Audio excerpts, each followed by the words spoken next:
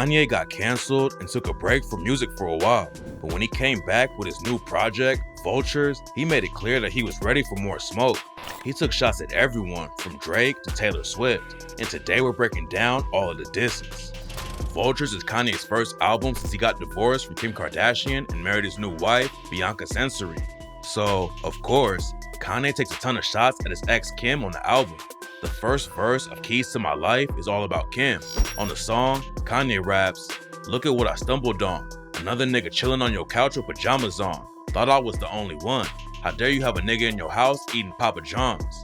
This bar was a clear shot at Kim and her relationship with comedian Pete Davidson. Kim started hooking up with Pete after they met on the set of Saturday Night Live in 2021, and they dated for around 9 months before breaking up in 2023. Kanye was not happy about the relationship and was constantly dissing Pete on social media while they were together. Kanye even threatened to beat him up on the song Easy with The Game, where he rapped, "God save me from that crash, just so I can beat Pete Davidson's ass." So, the line on Keys to My Life is about Kanye finding out that Pete was posted up in his house sleeping with his ex-wife. There's even a photo of Kim and Pete wearing matching pajamas while they're hanging out with Kris Jenner and Flavor Flav.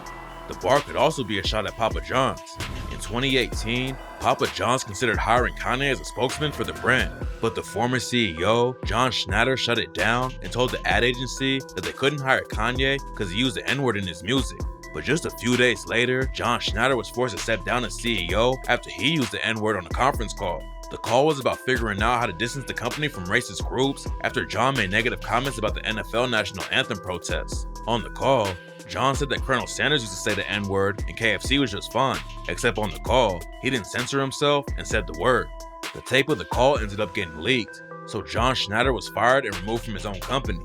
John has been trying to get back in power ever since and blames Kanye and the KFC dude, Colonel Sanders, for getting them canceled. So, Kanye seeing Pete Davidson eating Papa John's on his couch made him even more mad. Later on Keys to My Life, Kanye also talks about what went wrong with his marriage to Kim, rapping, "Where you get that money from? Looking at how far we come, I bought your first Vacheron. Guess we had an awesome run. Ever since I lost my mom, you was like my foster mom. Hold me like your only son. Hold me like the homies in the shy when they hold their guns. Hold me like a trophy in the sky when they know they won." Even though Kim was already famous when she started dating Kanye, he helped take her to a whole new level. After Kanye's mom died, Kim became the most important woman in his life. But Kanye feels like Kim didn't see him the same way and only used him to help grow her brand and become more famous. Kanye took another shot at Kim on the song Carnival, rapping, "Got my kids in a fake school, we ain't." Kanye has complained on social media multiple times about the school Kim has her kids going to. Kanye's kids go to Sierra Canyon, a prep school in LA where all the children of celebrities go, like Kylie and Kendall Jenner or Bronny James. Kanye has always wanted the kids to go to one of his Donda schools because he doesn't want them to get sucked up into the Hollywood lifestyle. Right after Vultures dropped, Kanye posted a similar message on Instagram that said, "Kim, take my kids out of Sierra Canyon now. It's a fake school for celebrities that are used by the system." Kanye took one more shot at Kim on the last track of the album, King, and rapped, "All that word of mouth couldn't take me out. After all of that, your kids in the house going crazy." In this bar, Kanye's dissing Kim for speaking out against him while he was being canceled. While Kanye was getting dropped from all of his corporate deals, Kim put out a tweet saying that hate speech is never okay or excusable and that she stands with the Jewish community. On the Kardashians, Kim also said that Kanye's trauma will be worse for the kids' mental health than her sex tape will ever be. And then, during one of his rants at a Vultures album listening party, Kanye said that Kim was blocking him from seeing the kids, but North wanted to be with him so bad that she started ripping up couches in the house. My daughter ripped up the motherfucking couches in the house to be able to be with me right now. Y'all don't know what's going on, for real. So basically, Kanye's telling Kim that she can talk bad about him all she wants, but it still doesn't make her a better parent. Kanye also had a bar about his new wife, Bianca, and dissed the people who had a problem with them being together. On the song Problematic, he rapped, "I'm not racist, it's a preference, and my bitch looking like a reference." Kanye's gotten a lot of backlash over the years for mainly dating white women, including Kim. His new wife Bianca's from Australia, so people have made similar comments when they got married. But Kanye is saying that he isn't racist, he just likes who he likes. Kanye also mentions how people say that Bianca looks just like Kim, calling her a reference. A reference is also a photo or other visual that can be used to create a drawing or other piece of art.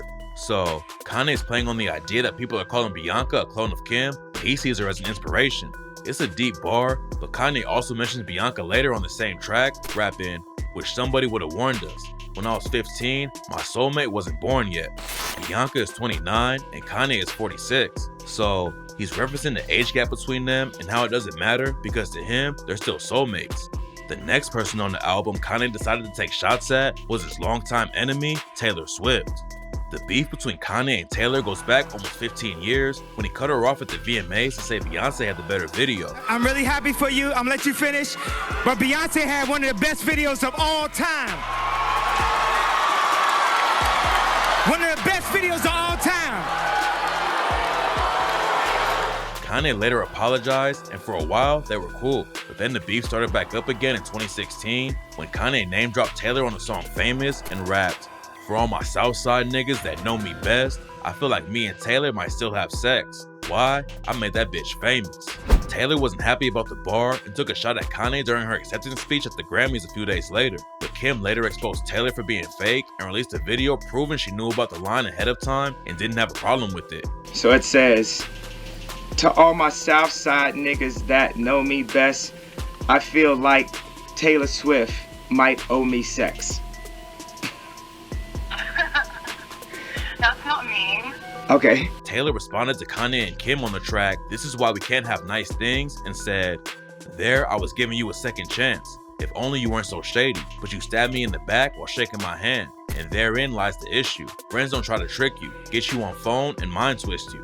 Over the years, they kept going back and forth between pretending to be cool, then dissing each other in interviews. But now, the beef may have picked back up again after Kanye name-dropped Taylor on Vultures. On the track Carnival, he raps, "Why she say she sucked my dick, then she say she ain't sucked my dick. She gon' take it up the ass like a ventriloquist. I mean, since Taylor Swift, since I had the rollie on the wrist. I'm the new Jesus, bitch. I turn water to Chris." The bar could just be a play on words about how Kanye's had money since 2009 when he first dissed Taylor, but her army, the Swifties, took it as a shot at Taylor and attacked Kanye instantly on social media. Kanye went on Instagram to defend himself and said that he didn't mean it as a diss, but thanked Taylor's fans for the free promo.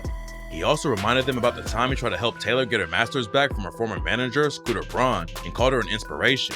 But Kanye also took a slight shot at Taylor and trolled her fans, telling them he's been more helpful than harmful to her career.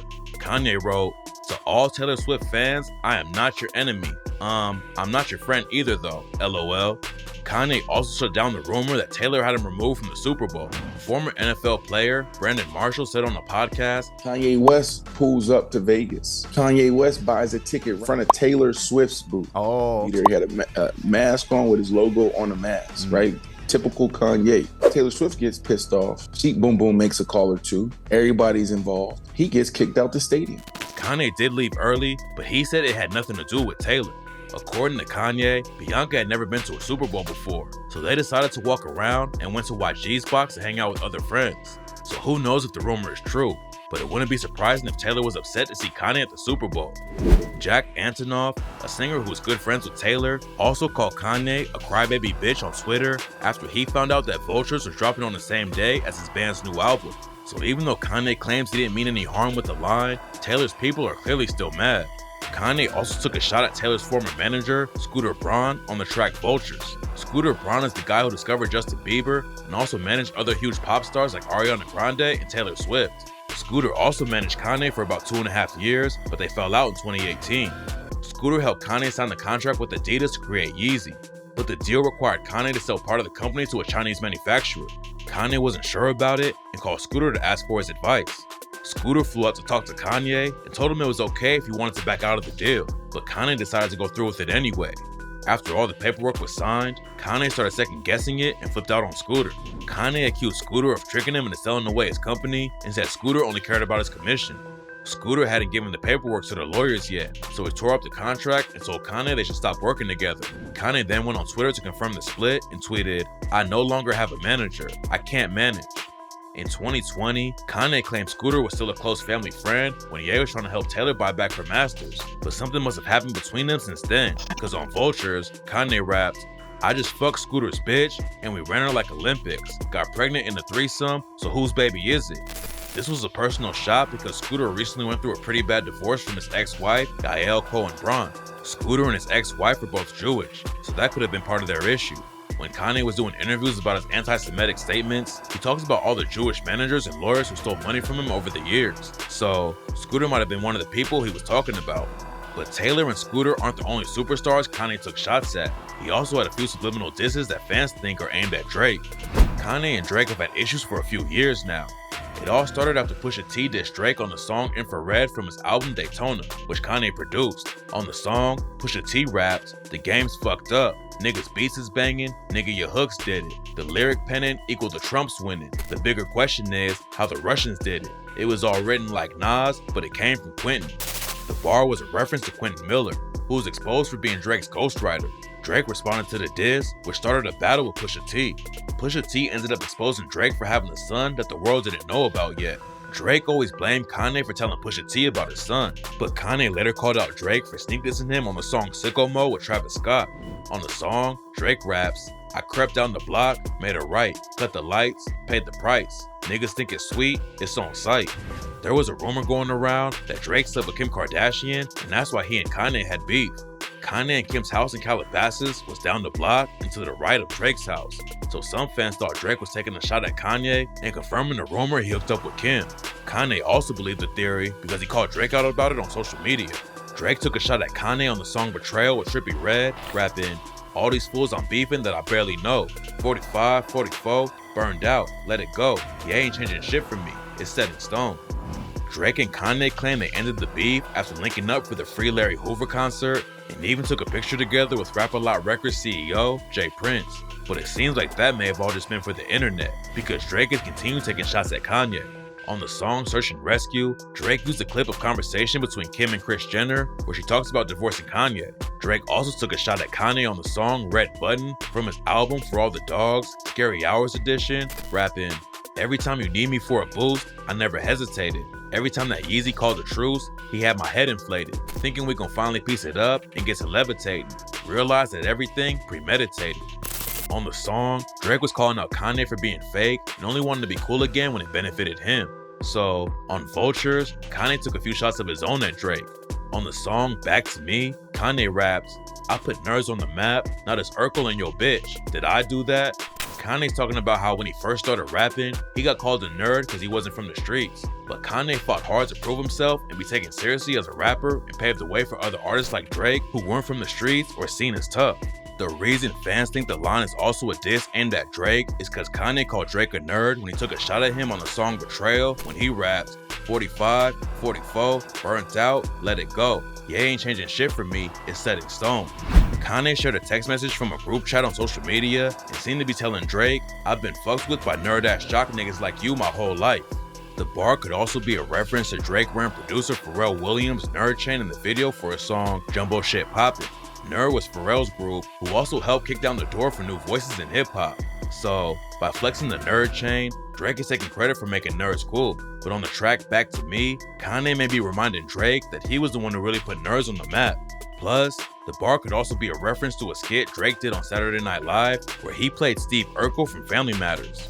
Kanye also had a sneak diss for Drake on the song Do It, where he raps, "Southside, do or die, Chi-Town, top 5, 4, 3, 2, 1, who am I? Yay, that's Yay Yay."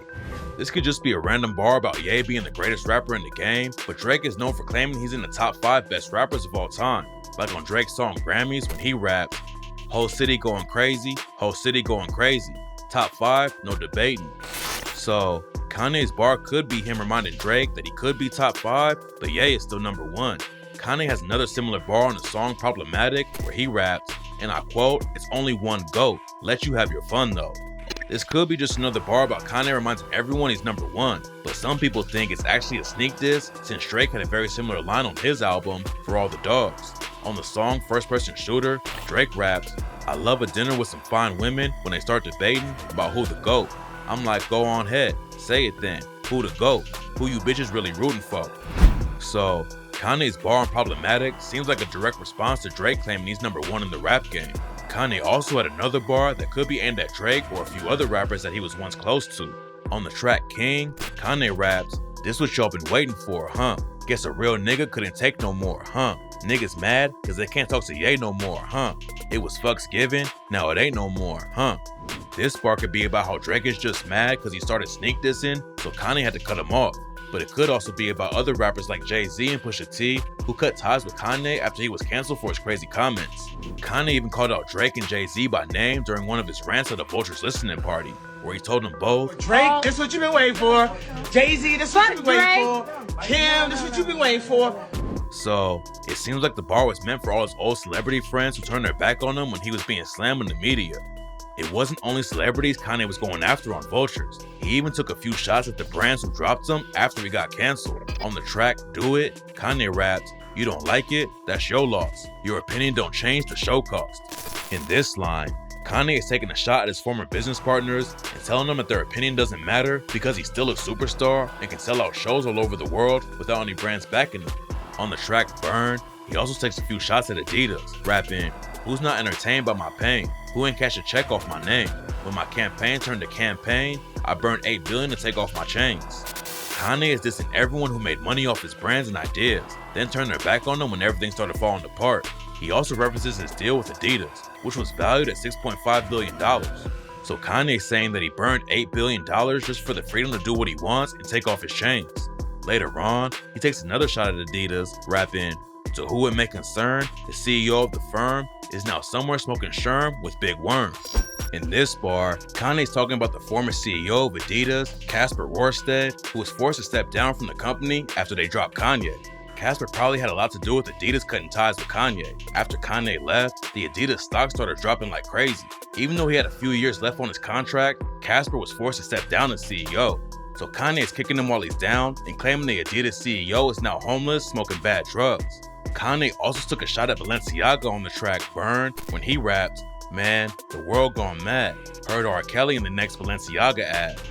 Not long after they dropped Kanye in 2022, Balenciaga also had a major scandal for running an ad campaign that had some sketchy photos of kids. They got a lot of backlash for promoting the abuse of children. R. Kelly has also been accused of sexually assaulting minors. So Kanye's taking a shot at Balenciaga for dropping him, then getting caught in a scandal that's even crazier. But later on the album, Kanye also compares himself to R. Kelly. On the track Carnival, Kanye compares himself to 3 controversial black celebrities, R. Kelly, Bill Cosby, and P. Diddy, rapping, "Anybody pissed off, gotta make them drink the urine. Now I'm Ye Kelly, bitch. Now I'm Bill Cosby, bitch. Now I'm Puff Daddy rich." Kanye's basically saying he's too big to be canceled because every major corporation turned their backs on him, but he still had a #1 album. Besides taking shots at other celebrities and the brands he used to work with, Kanye also had plenty of lines about being canceled for his anti-Semitic comments. On the first track, Stars, Kanye raps, "I'ma come through and just black out. Just black out. Keep a few Jews on the staff now. I cash out." The bar is an obvious reference to getting labeled as anti-Semitic. Since getting canceled, Kanye has taken back some of the things he said about Jewish people. Last year, he even said in an Instagram post that he liked Jewish people again after watching Jonah Hill in 21 Jump Street. Before Vultures dropped, Kanye also put out an apology in Hebrew on Instagram and said he didn't mean to offend anyone with his rants. So, the line about keeping Jews on the staff could be another example of Kanye trying to prove he's not anti-Semitic. Kanye also has another line on the track Vultures where he raps, "How I'm anti-Semitic. I just fucked a Jewish bitch."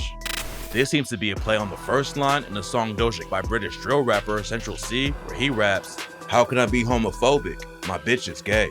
So it's another line about not being anti-Semitic, but he's mainly just trolling.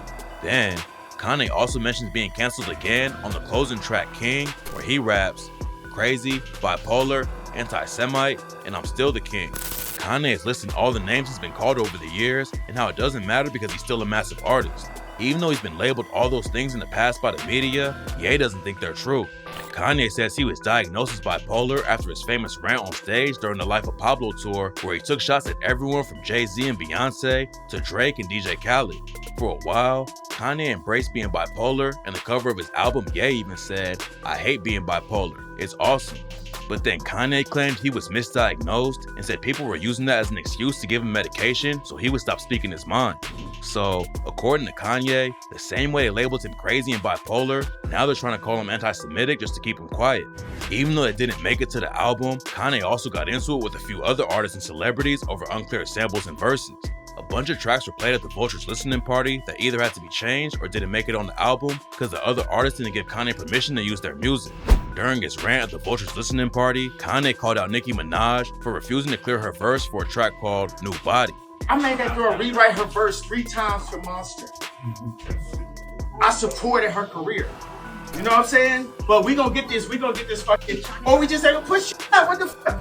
New Body was actually an old song that was supposed to be on Kanye's Yandhi album that never came out. It was recorded around 2018 but leaked online and ended up going viral on TikTok in 2020. Nicki responded to Kanye on Instagram Live and said she didn't want to release it because the track was old and fans already heard it. Plus, Nicki had just dropped a new album and wasn't ready to release any more new songs. Now regarding Kanye, that train has left the station. I just put out a brand new album. But why would I put out a song that has been out for 3 years? But Kanye was still mad and the track didn't make it onto the Vultures album. Kanye also got into it with Ozzy Osbourne and his wife Sharon after he tried to sample a Black Sabbath song. A version of Carnival that Kanye played at a listening party had a sample of Ozzy and his solo band playing the track Iron Man. After the listening party, Ozzy went off on Kanye on social media, calling him an anti-Semite and letting fans know he denied the sample request. Ozzy's wife Sharon, who is Jewish, also threatened to sue Kanye if he didn't remove the sample. So the album version of Carnival has a different bass line that sounds like Black Sabbath but isn't an exact sample. Kanye even had to pull one of the tracks off of streaming services over a copyright issue. The track Good, Don't Die was removed from Spotify after Donna Summer's estate filed a lawsuit. The original version of the song featured a sample of Donna Summer's famous disco song, I Feel the Love. The version on the album was changed and sung by someone else, but the melody was still the same.